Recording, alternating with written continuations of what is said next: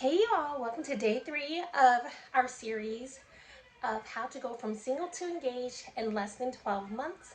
My name is Dewana, and I was able to accomplish going from single to engaged in less than 9 months by doing everything that I'm teaching you guys in this series.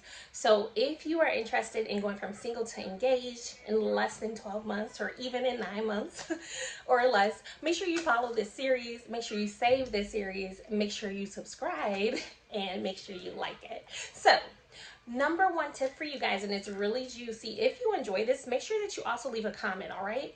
So number one, you guys, the first tip that I'm going to give you is that you need to stop deciding in your head that a man is your man without him ever saying that he is your man. I cannot tell you the number of women who have come to me as clients or women who have come to me for advice, and they have said, Dewana, you know what? I really believe that this is the man that God has for me. They had a dream, they've had a vision, they believe that this man is who God has for them. Or maybe they're just claiming a man that they think is going to be their man, and that man has no idea that they even exist, and he's never expressed to them like, you're my woman, but they start to claim them. So when you start to do this, it leads to really embarrassing scenarios. I don't know if you guys watched the summer Martha's Vineyard, but there was a particular young lady on that reality show, which I love that show, by the way, but she went to a man who she was in the house with, and he was flirting with someone else. And she basically said, I know you don't know this, but in my head, basically, you're my man.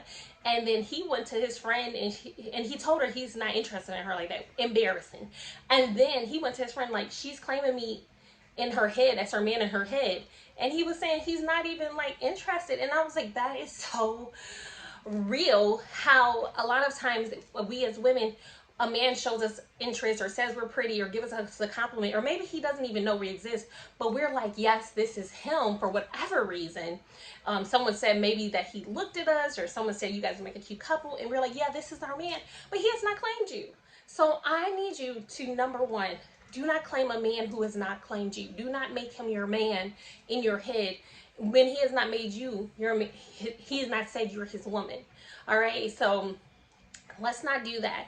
Number two, you guys, is stop believing the lie that good men don't exist. They absolutely do. And anyone who is telling you that they don't exist, or men who want to get married don't exist, or men who don't, good men don't exist, who has the standards that you want or desire, that's not true.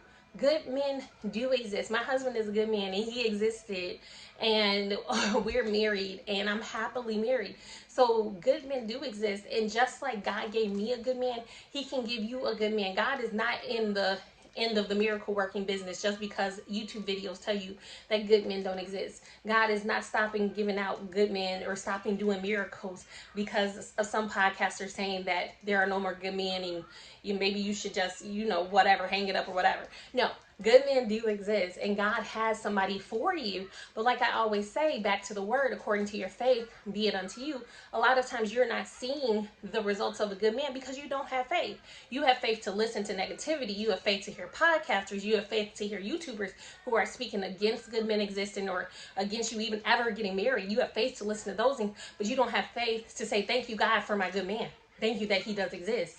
Thank you that each day you're bringing me closer and closer to him. So that's the type of faith that you need to have so that you can continue to believe that good men do exist, because they absolutely do. But God will only meet you at your level of faith and at your level of expectation. So you got to raise your faith. Number three is you got to stop playing hard to get.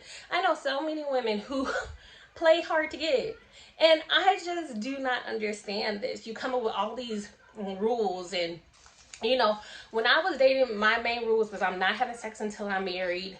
And I had some other ones, but that was like the biggest rule. Aside from that, being hard to get, he asked you out on a date. Oh, you didn't ask me a week in advance, I'm not going. Or you didn't ask me this many days in advance, I'm not going. Just strange things. Stop playing hard to get. If you don't have anything to do on that day, why are you making up scenarios or just being difficult. He's just gonna go ask the next woman on a date. You know, like that's what you're setting yourself up for, or he's just gonna think that you're not interested. So you need to not play hard to get, you need to be hard to get. You understand what I'm saying? Be hard to get in the sense that you have your standards, your virtues, things like that. But playing hard to get, not being available for dates, oh, he didn't give me enough time to do my makeup, oh, he didn't give me enough time to do my hair, just weird things. These things are only going to keep you in the perpetual cycle of singleness.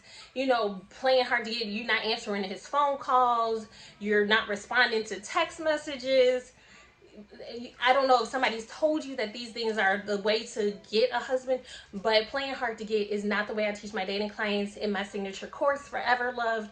I just do not believe in that. I believe you should be hard to get. Like I said, I waited until marriage to have sex. That was hard to get. Nobody got that but my husband. But not playing hard to get. So if you're interested in learning more about the methodology that I teach my dating clients on how to date successfully as successful women and go from single to becoming married in record time without settling or lowering their standards, then make sure you check out my masterclass, The 3 Mistakes That Women Make. And on that masterclass, you can book a call with me. So that would be the next step. If you are interested, you can book a call and we can go from there and we can see how, you know, my program can best support your needs and best support you.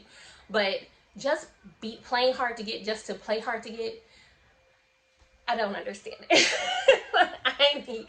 I don't know any wife that's played hard to get, like, and we'll go into that later on in the series, but any wife that's been successful in becoming a wife, she's not necessarily just playing hard to get just to do something. So yes, if you guys would like to connect further with me, make sure you check out my masterclass on TikTok in the link above, on YouTube in the links below. 3 mistakes you're making that are keeping you from getting the ring as a successful woman who's 30 and older. And also, you guys, make sure that you subscribe and save this video on Instagram and TikTok as well, and share it with a friend. I love how you guys are sharing this. I love how you're sharing this. And so yeah, I love this for us, and I will see you in part 4, which is also super juicy, so stay tuned. I love you guys and continue to follow the series. Bye.